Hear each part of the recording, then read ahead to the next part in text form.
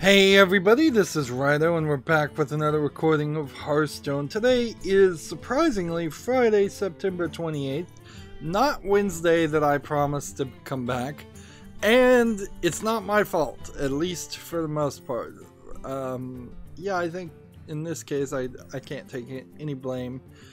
The electrical wiring in my house decided to basically start on fire. So there was a small fire on an exterior outlet after a heavy bout of rain, and it led to the discovery of a lot of other things that had been damaged, I would say secondarily because of that, that basically required almost everything except for the wires in the actual house to be replaced, and the outlets. The circuit panel on the outside, the circuit panel on the inside, a sub panel, all had to basically get repaired or replaced. A lot of the places in the roof where connections were made needed to be redone. We thought we had everything fixed, and then in replacing the circuit panel and getting what I believe is now 8 extra volts just by having much newer equipment. My battery backup was saying it never really went above saying you have 115 volts, and frankly, it's in all my time at different houses looking, like everywhere I've lived, there's been an older house and it's always been around 115 volts. So I just figured that the power companies really never gave you 120 like they were supposed to. But now I'm getting a massive 123 volts. So for every little volt that you're low, your equipment theoretically has to work a little bit harder, and the life is worn down a little bit more. Maybe that would only be a few minutes to maybe a day of life over the course of a 10 or 20 year use of an item, but it is nice to have that voltage, certainly. However, when you start getting good voltage, and then there are other problems, the extra voltage adds extra heat and extra potential for melting and extra potential for fire again. So yeah, my house could have basically burnt down. Hopefully at this point everything is fixed and we can move on forward, but that explains certainly why I didn't stream. There's nothing else I think you can really say about it other than, like, make sure you have an electrician you trust. Look at any house you potentially are going to buy before you buy it. I have found the little points where I've been doing the daily quests just to make sure we don't run out of daily quests. I think I probably screwed it up and missed one, because I'm on the Americas account right now and I should have gotten a new daily quest by now, so I probably did miss out on one. I should also be able to reroll, and I can't do that, so it is what it is. I think I got a challenge, a solo adventure challenge that gave me a pack, so we can start with that. And then we need to jump into the Tavern Brawl. There is a ton of games on. There was a ton of games in the first place that we were gonna deal on Wednesday with, and now that it's Friday, it really is just going to be a catch up on Friday situation where we're, even if we run out of daily quests, we're just gonna have to catch up and get through everything. Unfortunately, the power outage also means that we did not get, let's come back here and make sure. I know what the daily quests are. Rogue or Warrior. And 8 cost. Rogue or Warrior, 8 cost. Make a deck of and duel, don't worry. And out of the cards you get a free reload. This is an interesting new Tavern Brawl. So, Rogue or Warrior? How do we want to do this? Rogue would give us a weapon. And we could, let's see, coin. We only get 1 coin. We only get 1 backstab. We only get like a shadow step. We can deal 3 damage that way. We could do this.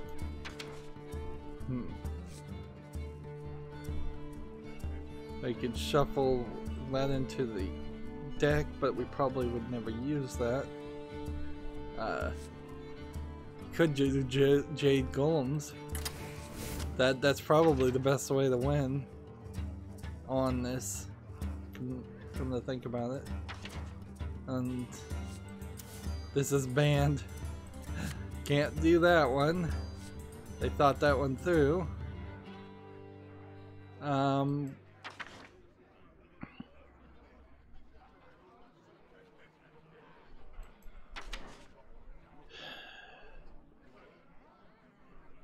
See, head crack.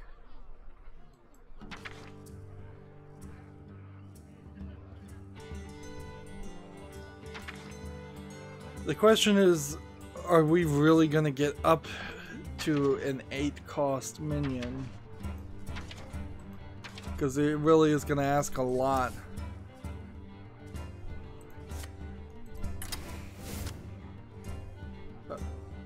Yeah, that is certainly asking a lot. Let's try it though. Let's give it a try.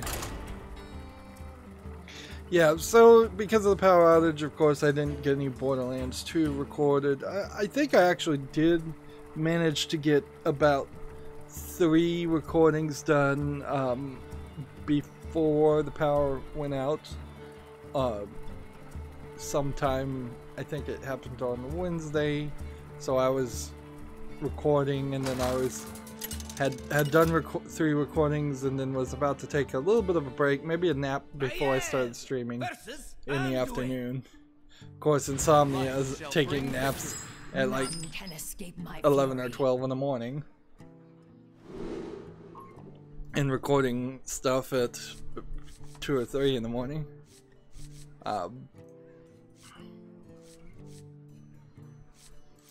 Guess that's the only one I can trade.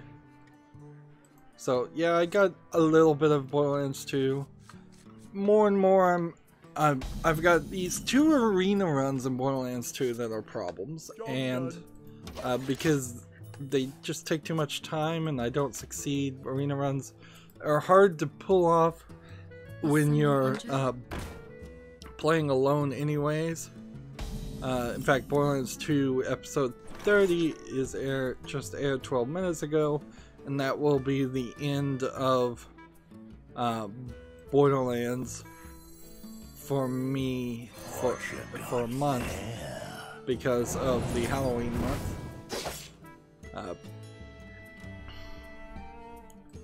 But also when it comes back in November, things certainly will be changed. I think it's gonna have to be at this point.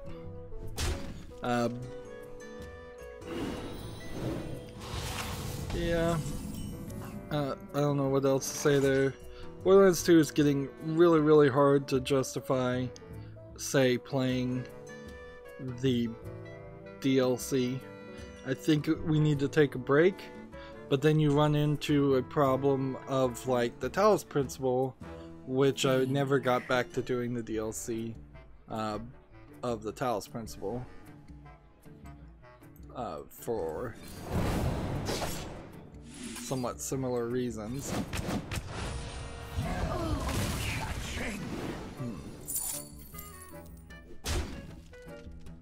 And in the turn.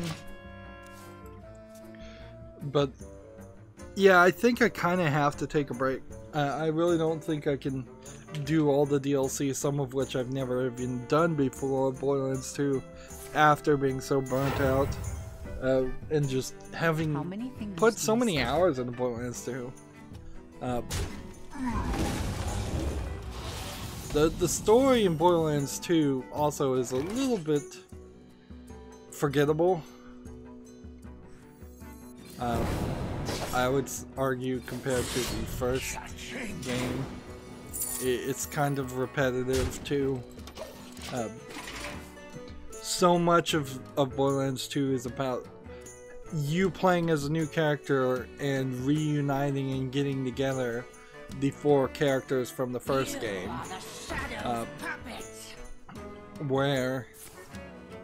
And it's this extremely long build-up of Handsome Jack as an enemy that I think something else should.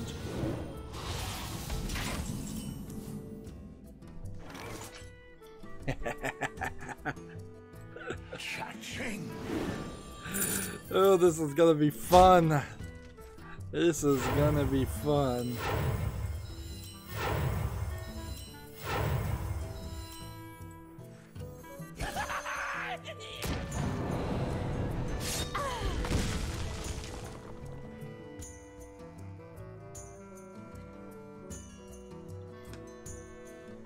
Let's go ahead and kill this. Job's done. Alright, let's start covering the news. Gamasutra, the IGF 2019 Inspirations 2018 Nouveau Award winner, getting over it with Benet Foddy. So,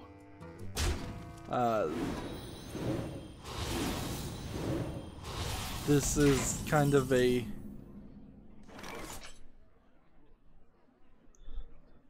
the Game Developers Conference organizers are still accepting submissions for the 21st Annual Independent Games Festival, IGF, the longest running festival and summit and showcase of independent games, but only until Monday. Entries for all IGF categories are being accepted through Monday, October 1st.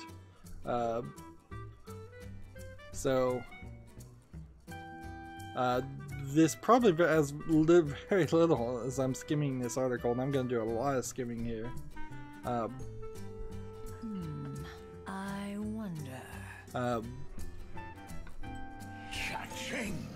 The main point there to take away from that is that do I want to do a combo? Or do I want to just attack the face? Justice is mine. I think I'm gonna just attack the face. Yeah, I'm not really seeing too much here. I just think maybe getting over it won last year, and they're phrasing this strangely. At the bottom of this article, it does says Gamasutra, the Games Developers Conference, and IGF are sister organizations under the parent company Informa. So yeah, there's a lot of that in the game industry, certainly. But I'm still not quite to the point where I think the bad, fake yellow journalism that happens with many other mainstream video games is as prevalent in Gamasutra. Gamasutra seems very developer focused, certainly, but not in a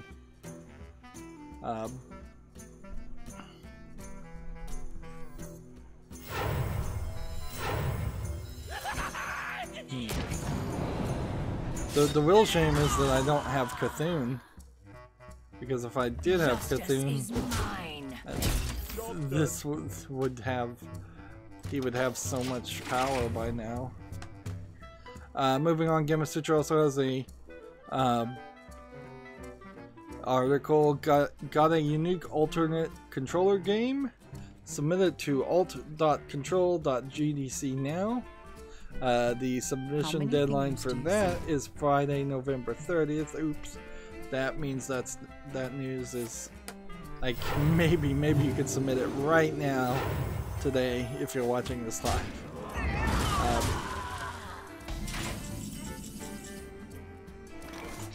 Let's see. Backstab. I feel like I haven't been holding on to this card, and I have been holding on to that card, and because I've been holding on to it, I haven't been getting any more of it. Job done. Your deck has one card. How many GameIndustry.biz has a jobs roundup.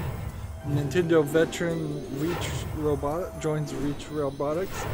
Elsewhere, new head of diversity at Twitch and Riot, plus hires at Outplay, Scopely, Gfinity, and Nordisk Film.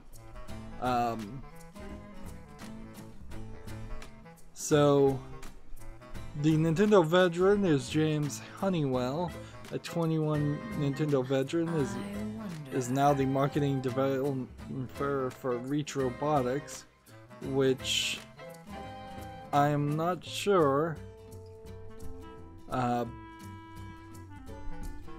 what Reach Robotics is, and it's not really getting explained either. As for these other articles, I think we've already covered them. So, Twitch appearance Katrina Jones as its first ever head of diversity and inclusion. Nintendo UK promotes Andy Yates to the deputy general manager. The former Uber executive Riot to join to lead cultural strike team. What is this? Francis Frey? Yes. One of the things about using an ad blocker and blocking all of the weirdly linked images on GameIndustry.biz is all the pictures now just have the alternate subtitle of the person's name, which is actually kind of helpful. Let's see. Could I add Cthulhu to this?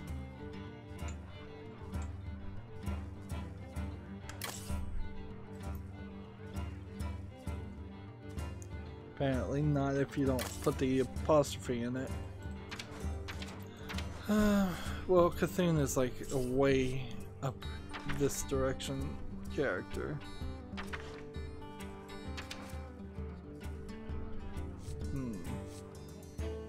Kel'Thuzad, perhaps? Would be another person to consider adding.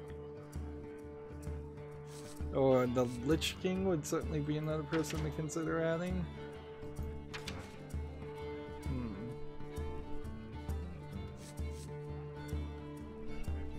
Or this one?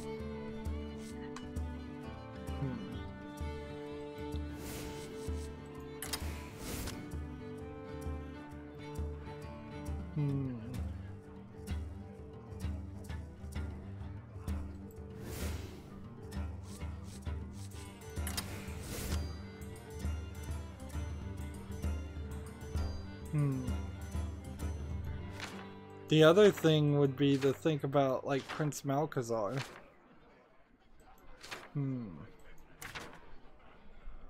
Like, can we get Prince Malchezaar in this deck? Hey, yes we can.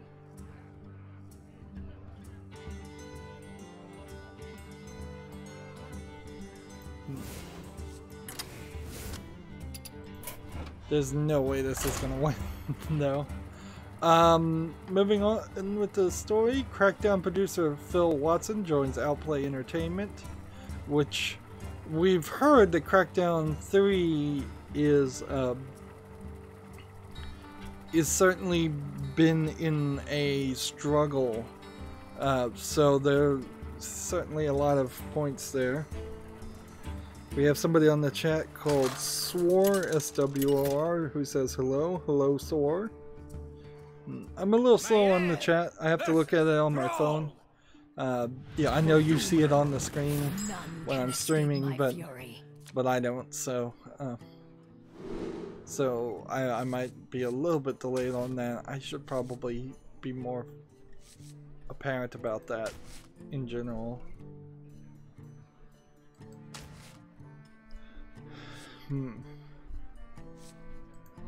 Might as well keep Prince Malchazar. So yeah, I don't know if it particularly hurts the chances of Crackdown 3 coming out and being a success at this point that the producer has moved to a different company. It probably does, because I can't really think of a point in development of a game where not having a producer would be an acceptable thing. Yeah, that really doesn't make a lot of sense, does it? You need a producer from the beginning to the end. Let's see, moving on. Scopely, a company called Scopely, S-C-O-P-E-L-Y, welcomes a new vice president of corporate development named Rob Ruka. This is all inside baseball stuff. Gfinity brings John Clark to its board of directors, and Sofafilt Latver, can't even spell that, joins Nordisk Film Games. Andrea Dunstan joins Sumo Game Board. Like, the truth here is the only one of these that I actually think is actual news is the Nintendo one, just because of how, well, I mean, the producer of Crackdown 3 leaving also is probably news, but a lot of these promotions don't matter. Blue Sox Studios welcomes musician Kevin Godley to the board of directors. ESPN Games hires the Bachelorette producer Christina Bishop. Let's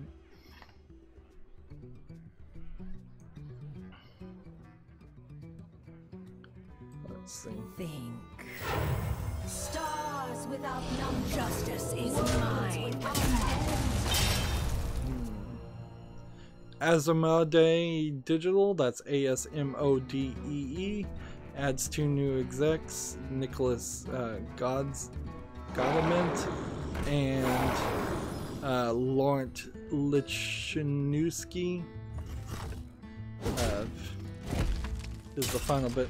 I also would say GameIndustry.biz, being a very inside baseball website, they seem like they're kind of a repeat news, and they're just making this list of new hires longer and longer when they should cut it off after the first week of announcing that a person has been hired.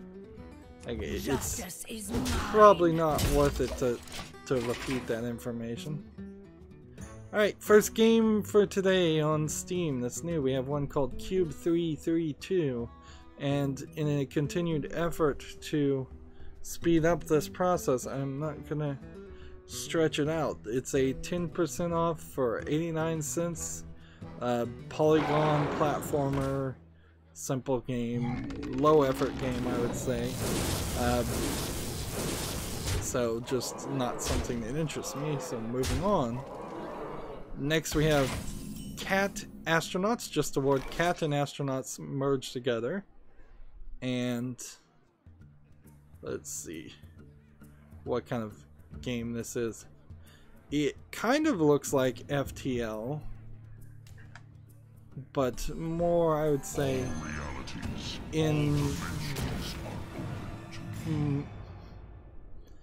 it's like a 4-player FTL game. Justice is mine. Job's done.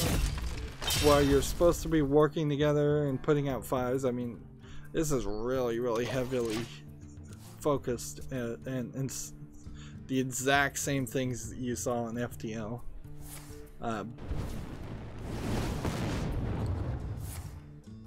And it seems like every now and then you are fighting and firing other people. It says it also has single player. That's kind of questionable.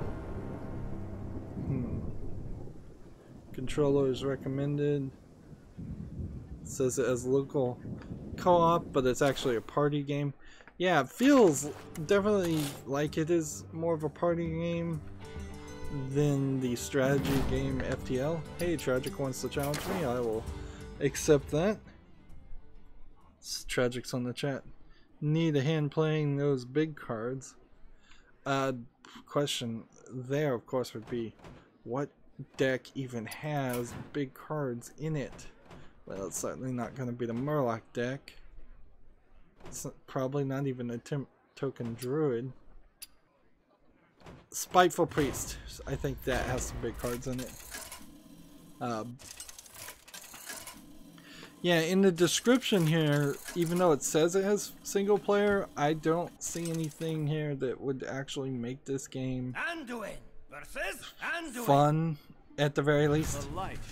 Playing single player, so it's out for me.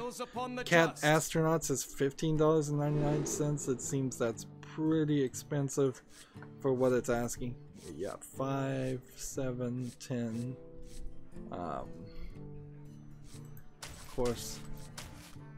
This also is the first game from this developer, so I can't put any faith in Cat Astronauts. It might be a hidden gem, though. It does have that potential where I'll see somebody else play it. Is someone injured? In the next year or so, and it comes back.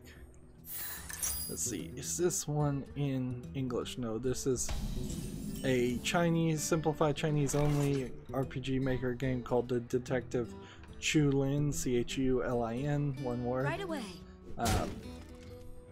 Where you're having the number of Chinese only games that come out on Steam is increasing drastically because China is no longer authorizing games of any sort at this point to be sold in China. So all those poor video game companies, some of which deserve your pity and many of which don't, now are having to come to Steam to sell their more than average bad quality products. Next we have a Bitcoin man clicker cheap garbage game for 40% off for 59 cents. This is a good homegrown Western garbage game. So we can ignore that one. Let's see. +1 rush.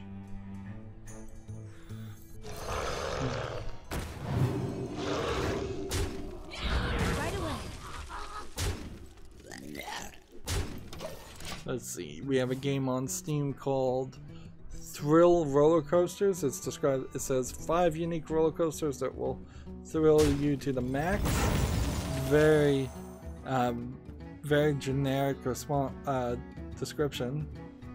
And the graphics don't look so good. This would have been fine if this was a Windows 95 video experience. In fact, I recall seeing something very similar, not visually to this, but just in concept of like a Windows 95 game that's not really a game, where you're just on a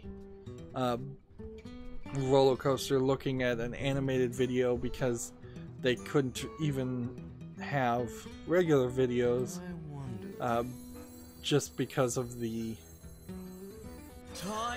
amount of space capable of being held on a CD-ROM. And the only gimmick here is that that this requires VR, and that the roller coasters have like knives and things that will come near your face. It's $2.99, so the price, I suppose, is right for a VR game. Usually most bad VR games still charge $5. So I'd like to see this the beginning of a trend of bad VR games at least pricing themselves closer to the 60 cents that bad regular Steam games are. But generally speaking, yes, Thrill Roller Coasters is not something I'd recommend for anybody. Alright, let's see. And You kinda know it was gonna happen.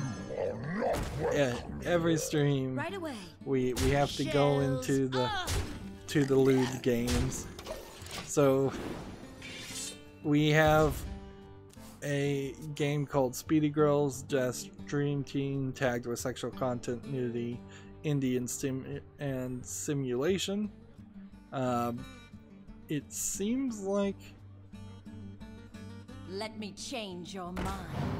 it's actually a very bad and simplistic racing simulation game where there's a different poorly drawn Western style Western animator trying to do anime style. Western anime style. I guess, was that what the phrase I was trying to develop in my head? Is the Western anime style? This will be Or bad anime style. Yeah, that was the phrase.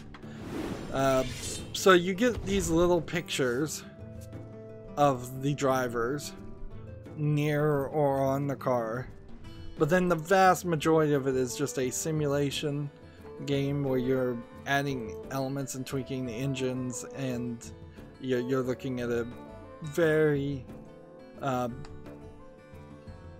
very not interesting to look at interface.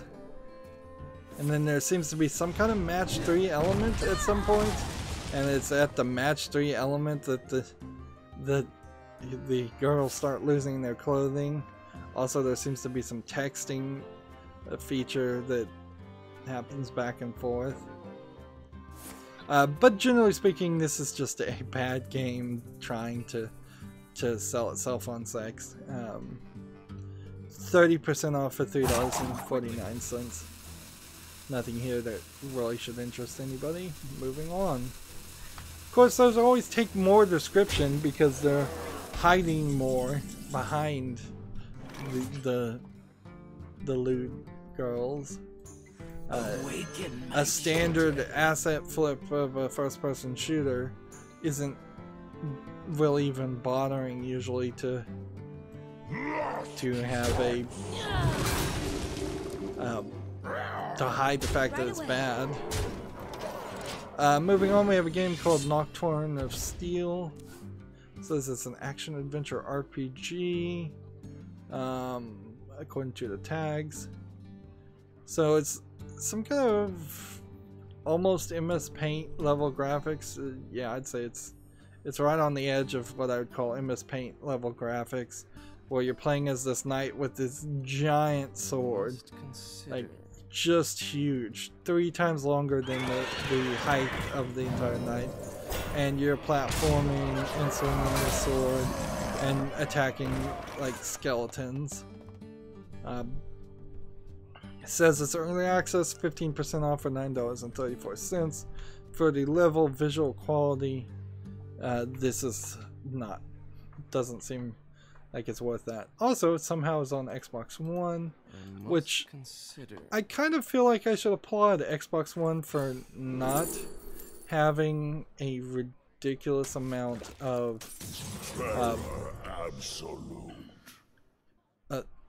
just bad games on their service. I feel like the Xbox 360 in particular had some issues there where Right away. where the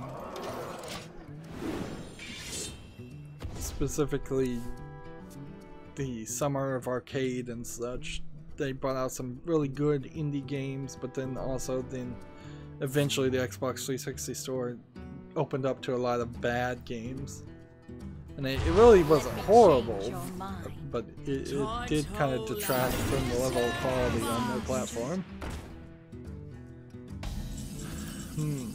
Today is probably, I'll just put it out here, and I don't want to be rude about this, but this is probably the one day in which I don't need help from Tragic Master because of just the fact that there's going to be so much news and so much streaming today.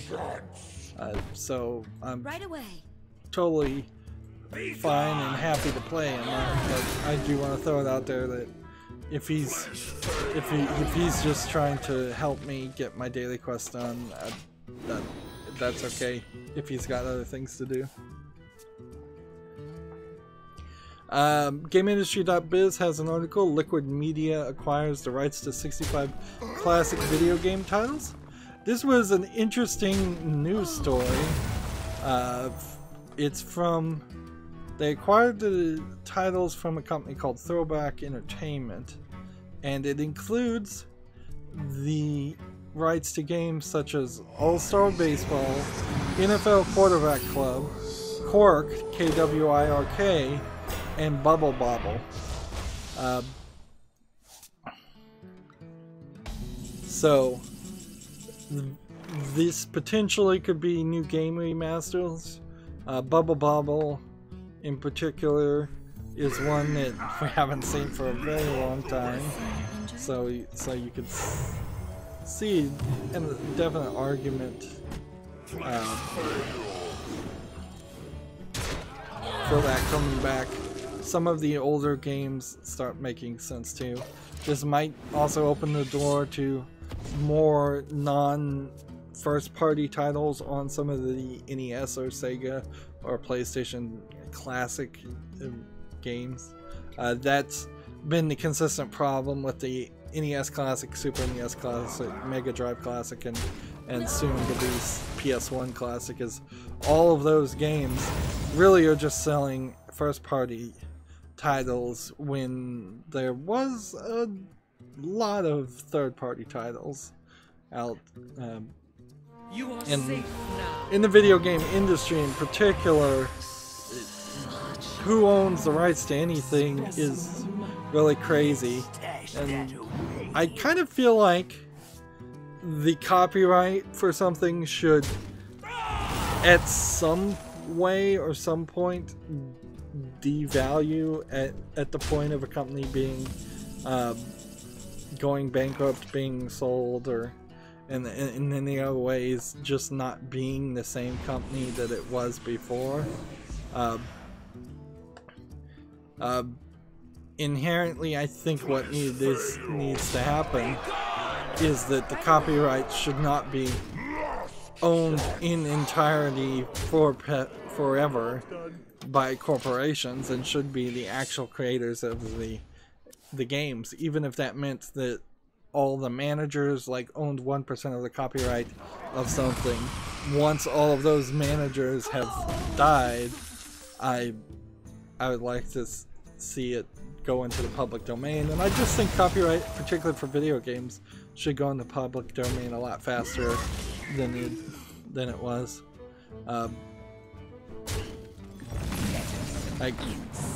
There is a great argument that copyright has never really worked in the way it was supposed to work.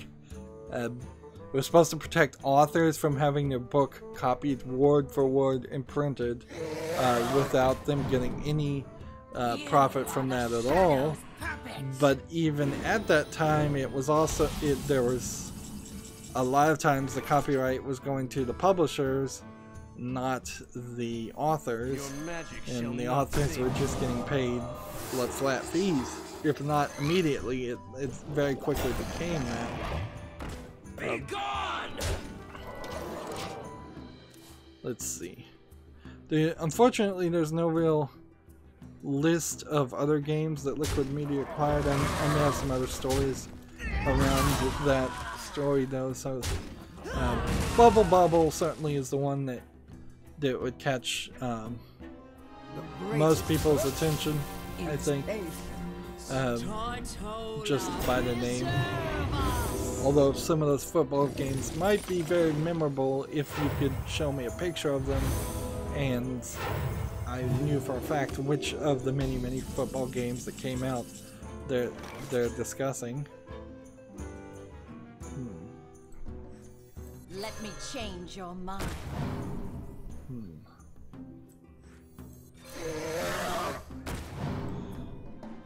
Let's see.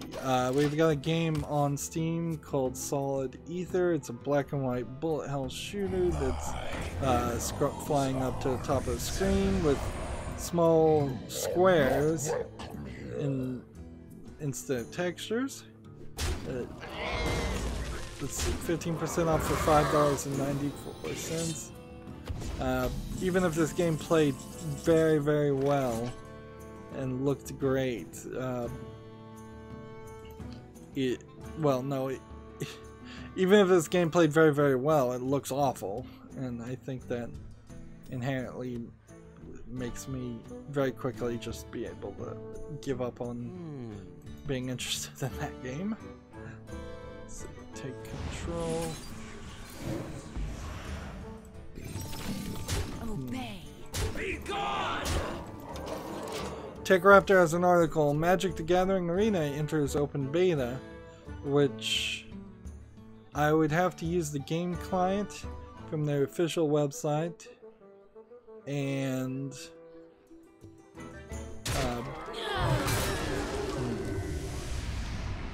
TechRaptor is saying it's the best online implementation of Magic the Gathering after a long list of failures and half successes. In all honesty, though, I think getting into Magic the Gathering online is probably a mistake. I really feel like there's and people probably could give me some feedback in the comments or the chat about this too. I feel like that audience, for the most part, has either long since left the community and moved to something like Hearthstone, or they are stuck with playing Magic, but they don't really want to deal with Wizards of the Coast directly because there's too much BS that's happened in the Magic community over the decades, and it's just a long, wide variety of BS, to keep it simple. Or perhaps there are some people that still deal with Wizards of the Coast and just have fallen into a point in their experience with it where they are just always unhappy. So I really don't feel like there's a path to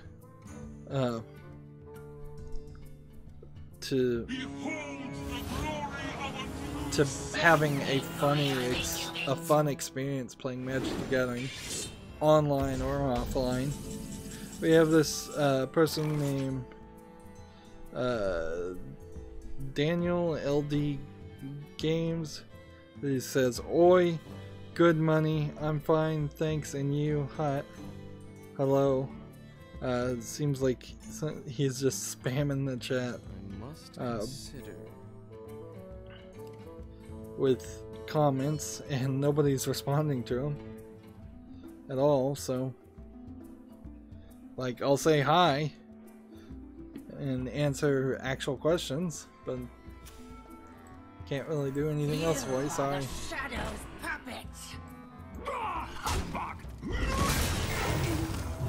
Beware the shadow. Yeah, I would really need an audience to convince me to download the Magic the Gathering open beta, particularly since it's its own launcher and such. Let me change your mind. I think it would be really, really hard to jump off of Hearthstone and into something more frustrating, which I certainly look at Magic the Gathering as even more frustrating. Well played. We've got a game called Techno Lights Episode 1 on Steam. It says it's an action-packed top-down shooter with epic animated adventure, fully voice-acted. First game in this genre to allow you to build your own ship and dozens of unique parts and weapons. So that's certainly an interesting self-description. What it looks like is it is a slightly colorful top-down flying upwards towards the screen space-esque shooter. Not 3D space though, it's a flat 2D space. This game certainly does have an admirable amount of polish on this, and if I was into top-down flying up to the top of the screen shooters, I'd be more interested in it, certainly. But I guess you just kind of have to know yourself and know that this isn't something for me. Being fully voice acted is interesting, certainly, but for that style of game, I don't know what that really translates to as far as how much story is really in this game or how many lines of dialogue you actually know. It's early access and it's $7.99. And it's at update 0.1.59, so it seems like there's a lot of ambition here. But then that smacks into the wall of the fact that it's the first game from this developer and it's already out in early access. I would much prefer to see ambitious comments or ambitious development lead to a game be very, very close to perfect when it's released and shown to the public for the first time, not in an incredibly early, what you would almost certainly have to call an alpha stage, because I think they are definitely intending to add more features. Yeah. And the fact that they're saying episode 1, now that Telltale Games and their episodic releases have fallen apart, the idea of episodic releases, I'm hoping that will fall apart and go away too, because again, that's just very, very ambitious / greedy. I cannot believe I have not run out of cards yet. I have 4 more cards to do, and Tragic is going to let me play them all. GameIndustry.biz has an interesting article. Toys for Bob donates a sizable Skylanders collection to the Strong Museum. Over 200 figurines, models, and pre-production pieces, and almost 1,000 records donated for historical preservation by game developers. This is actually an interesting thing for a company to do. Generally speaking, most companies are at the point where they're bankrupt, so they can't pull off something like this because the people who buy it out of bankruptcy want to be able to the might of Dalaran has arrived. To sell off things like that at auction and instead of preserve it. I've never heard of the Strong National Museum of Play, and over 200 figurines probably. Let's see. That's kind of interesting because there are 200 pre-production figurines, not the final products.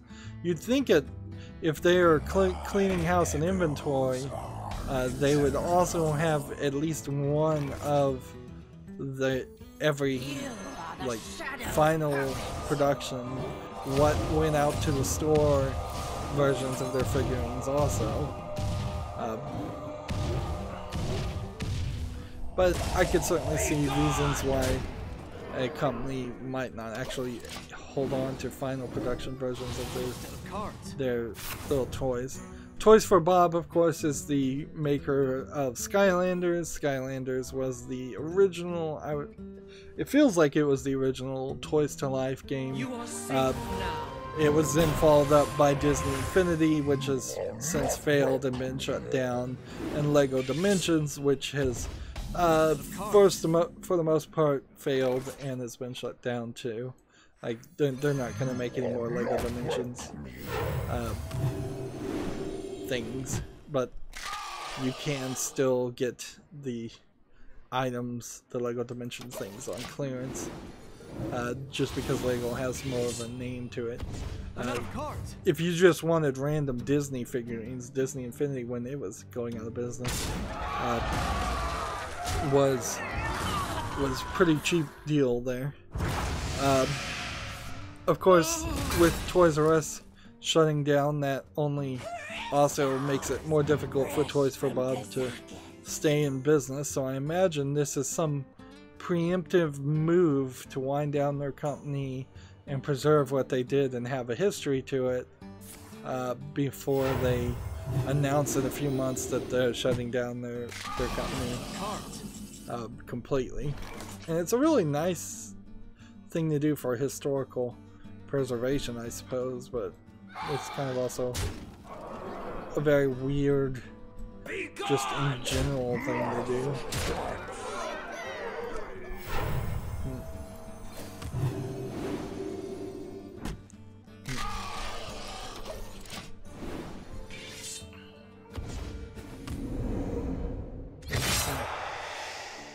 The Strong Museum.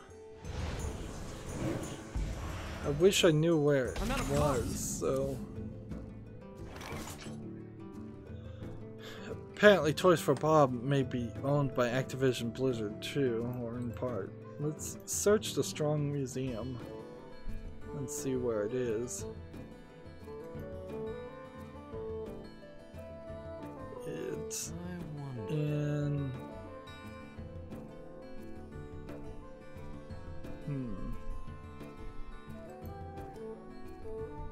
Manchester?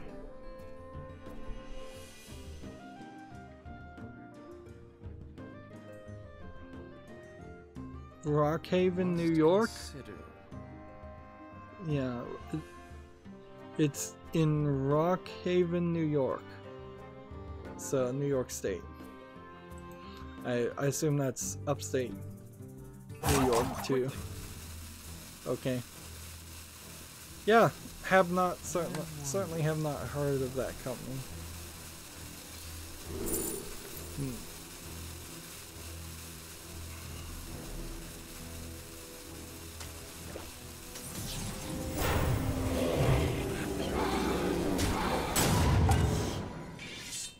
Oops. Moving on, TechRaptor has an article. Bethesda confirms Fallout 76 will not include crossplay,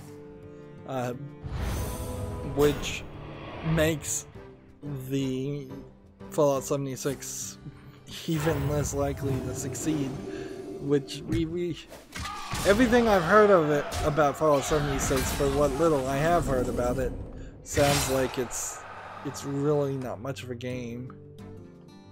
Not something that you could sink your teeth into and have fun with.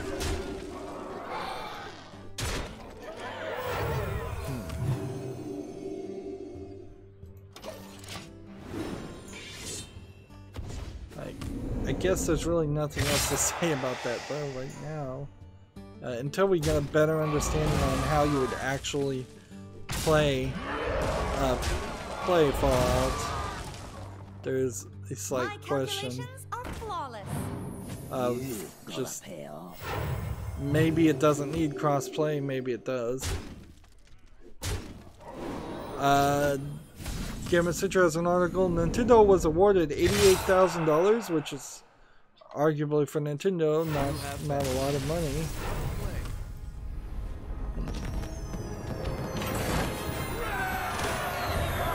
Well, so that's that quest done. But that then just puts us back to the Tavern Brawl. Let's think about this a little bit better now. I think what you do for this Tavern Brawl, like so many other Tavern Brawls we've seen, is you take one of these, you take one of these, you take this for sure, this for sure, this for sure. Let's see. Do we want to take a Sorcerer's Apprentice and Archmage Orchodonis? Yeah, Archmage Antonidas. There we go. So which do I want to get rid of that?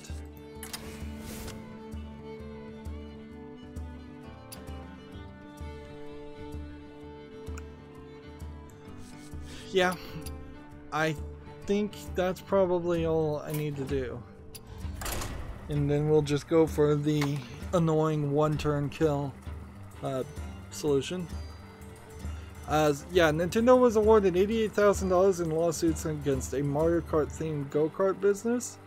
Was this the one in Japan, Tokyo?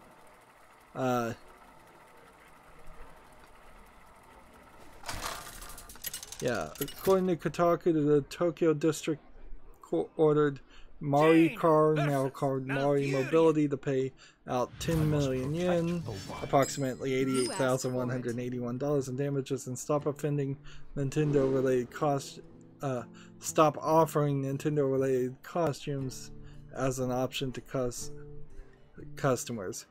What this was, and I believe there was a story also around this where somebody ran over a pedestrian in this while doing this attraction. They're little go-karts that they're letting people drive around in Tokyo on the public streets. So I don't know how the laws work in Tokyo with that. Of course, the thing about laws in Japan is that you can get away with a lot until you can't. It's just a matter of is there somebody complaining or not? And yeah, that's actually a pretty small amount of money. They were offering costumes for people to wear while driving the go-karts.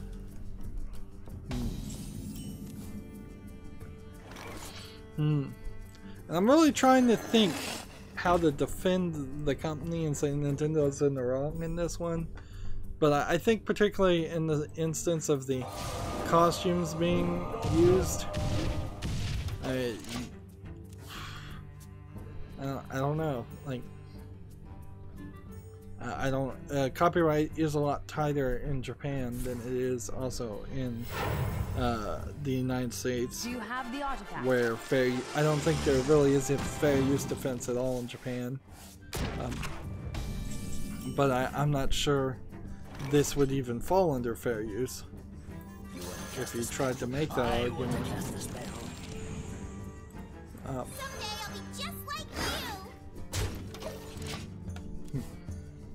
I think this Mario Kart themed go-kart business is going to run into other problems too. I imagine what this is a real case of is all the local Japanese find it to be an annoyance and hate it in general. And heck, if there were Mario Kart themed go-karts on the public streets around my neighborhood, I would not like it either. I would think it's dangerous and just a bad idea in general. There are go-karts places all throughout the United States and around where I live, certainly, but they are on their own separate tracks with a lot of protection and tires to crash into, and there's really nothing wrong in my mind with having go-karts as a fun activity. It's probably a very expensive activity for what you're getting. You might argue though that also being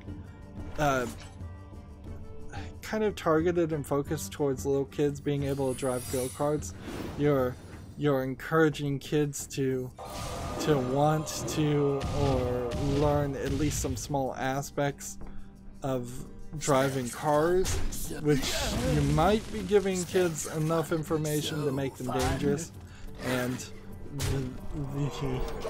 there is that possibility that a small percentage of kids get behind your car and turn it on and start driving it. There have been stories of that, certainly, where a kid taught himself how to drive via YouTube and then drove down to McDonald's to get food for himself and his little sister. And he was like 6 years old. Moving on, though. Let me just double check to make sure this game is in English as well as Japanese. And it is. We have a game called Koro Pokur. That's Koropokkur. In Love. A Little Fairy's Tale. Let's see.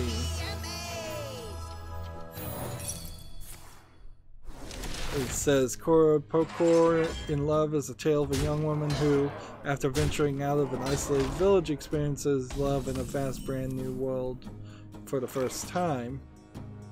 So this is one of these visual novel games, chibi, which means short and cute animation style for most of the pictures.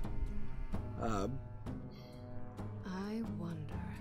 So it's basically a fairy girl escapes, leaves, and visits Tokyo and experiences Tokyo.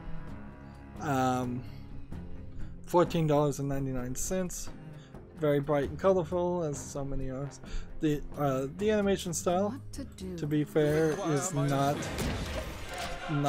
the best ever, but that's holding it to a Japanese scale, so the animation style is still very excellent.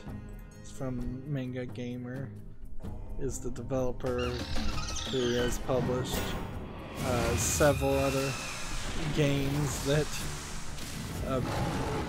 have some names behind them, including the game Mutiny, which was free, I believe, a few months back because they thought it was going to get delisted from the Steam store for its sexual aspects. They've also done Higurashi When They Cry, Chapter 6, the House of Fate Morgana, A Requiem for Innocence.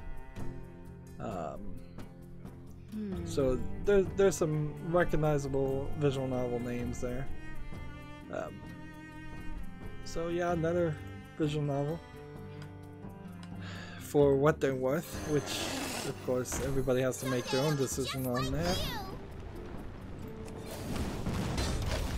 And what, if any, visual novels you want to play, and the answer for most people is going to be none. GameIndustry.biz. Club Penguin Island shuts down. Dozens of developers have been reportedly laid off. Which this is interesting because I guess the game Club Penguin had shut down earlier this year. It seems almost like 12 months ago. 10 months ago, perhaps. So I'm not 100% sure what they've been doing in the meantime. It says Disney Canada ends mobile successor to shuttered Club Penguin in the face of increasing global competition. So I guess what happened, and I just did not catch this story, is that they transferred Club Penguin, which was a website game that apparently was very popular and a lot of people played it, but I'd never even heard of it. I was, I suppose, just not too into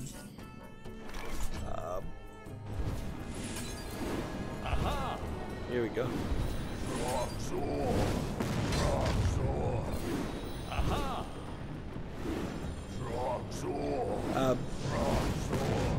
I guess they transferred Club Penguin into a mobile game called Club Penguin Island. They realized that the marketplace for mobile games is way too flooded, and they couldn't really compete. And I don't know what you really do with that. I don't know how you do this, but I think at a certain point, Microsoft and Sony need to step in and say, we're going to give you an Xbox mobile app, and we're going to have some curated, good quality Xbox mobile games. And Sony needs to do the same, because without some form of curation, I don't know how you build a market on mobile gaming. And you can't really do it on the iOS store, the Google Play store, because they've already happened, and it would be insane to start curating it now. So there has to be some kind of new competitor. If Nintendo came in and they said they had a mobile app, that would be great too. Of course, I'm only missing 2 classic cards, so every time I get one of these classic packs, it's just more dust. But we are approaching the point where I'll have enough dust to get the one of the 2 remaining legendary cards that we need done.